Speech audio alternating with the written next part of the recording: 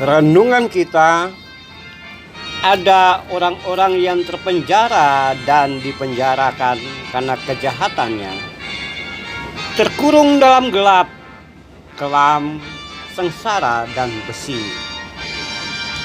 Mereka terbelenggu kesusahan, kecemasan, dan kesedihan, dan tidak ada yang menolong. Mereka berseru kepada Tuhan. Karena kasih setia Tuhan, Ia melepaskan dan menyelamatkan mereka. Mereka bersyukur kepada Tuhan.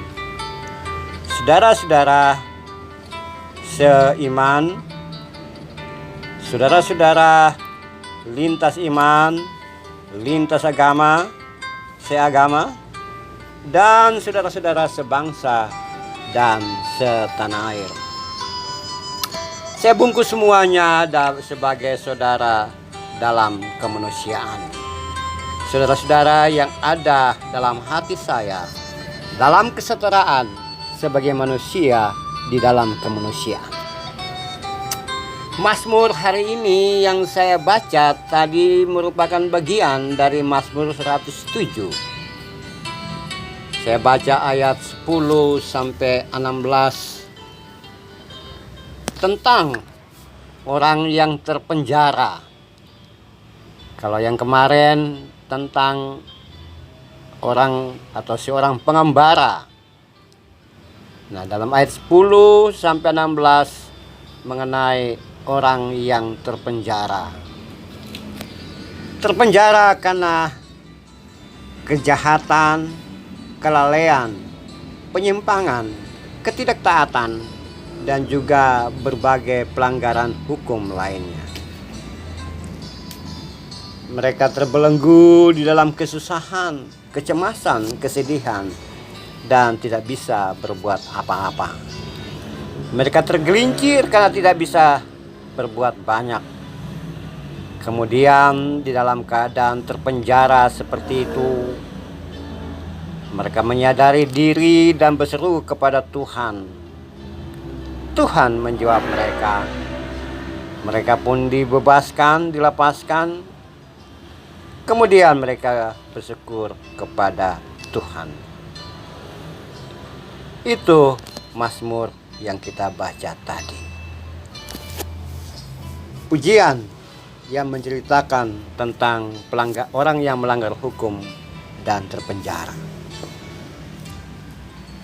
Itu pada masa lalu. Sudah ada seperti itu. Kesalahan dihukum, terpenjara, dan pada durasi tertentu mereka dilepaskan.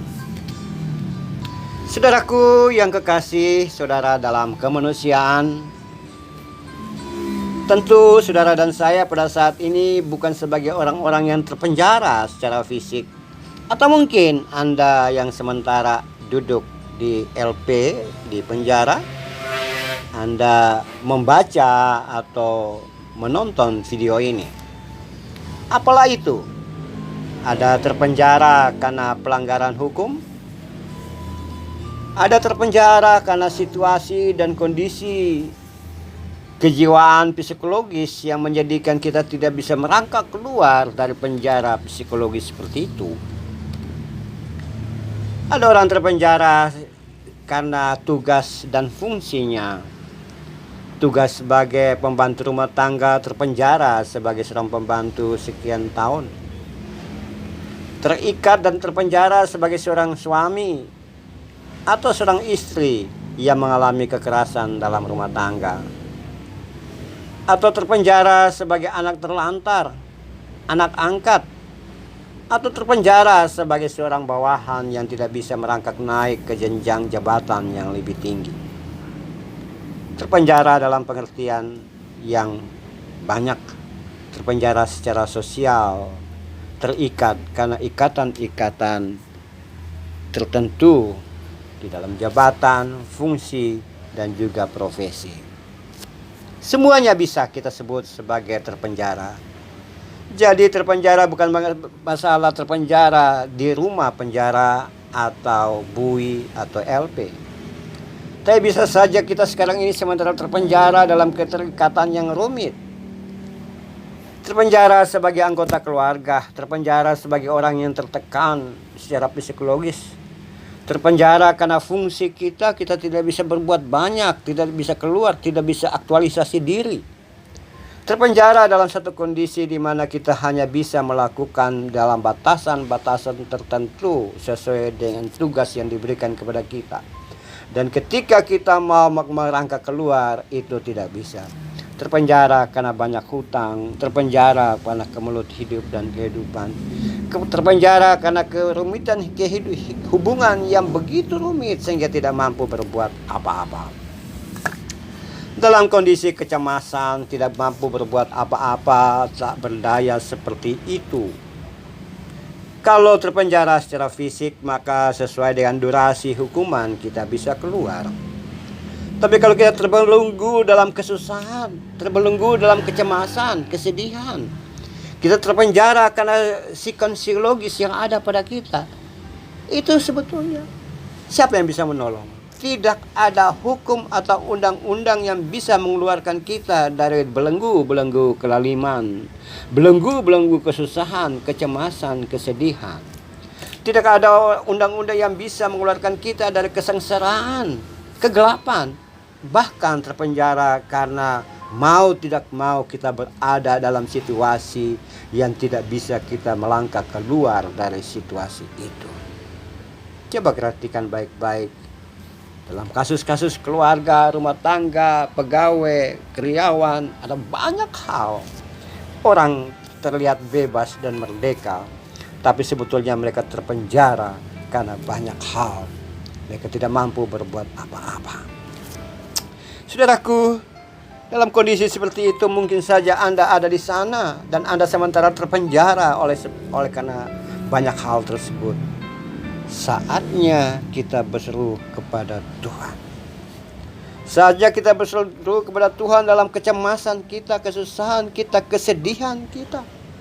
Saatnya kita berseru kepada Tuhan supaya Dia menolong, Dia melepaskan, Dia menyelamatkan kita. Hanya itu harapan kita.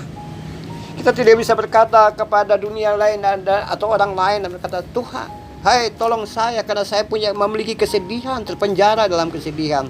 Tolong angkat kesedihan saya. Tidak. Kesedihan itu tetap ada dan hanya kita saja yang bisa melenyapkan kesedihan itu dengan datang kepada Tuhan, minta Tuhan menghibur. Kita tidak bisa keluar dari penjara kecemasan, ketakutan. Kita tidak bisa keluar dari penjara yang membuat kita sedih, membuat kita merasa tidak mampu, tak berdaya. Tidak bisa. Kita tidak bisa keluar dari penjara yang menjadikan kita tidak bisa mengaktualisasi diri, kecuali kita berseru kepada Tuhan. Saudaraku, dalam kemanusiaan Anda ada dalam posisi yang mana? Anda yang tahu persis hidupmu. Apakah kita bebas secara utuh, kebebasan secara fisik, sosial, rohani, dan psikologis? Atau hanya fisik dan senyum kita tertawa, terbahak-bahak, tapi hati kita terpenjara. Hati kita terbatas kesusahan, kesedihan, dan malapetaka batin yang ada pada diri kita. Oh, saudaraku, saatnya kita berseru kepada Tuhan. Hanya itu yang menjadikan kita lepas.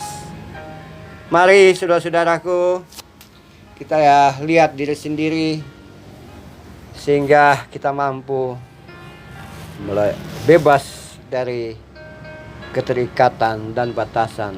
Kita bebas dari penjara hidup dan kehidupan. Kita bebas dari semua belenggu-belenggu kesusahan, kecemasan, kesedihan. Dan kita bebas dari belenggu-belenggu yang membuat kita tidak mampu berbuat banyak.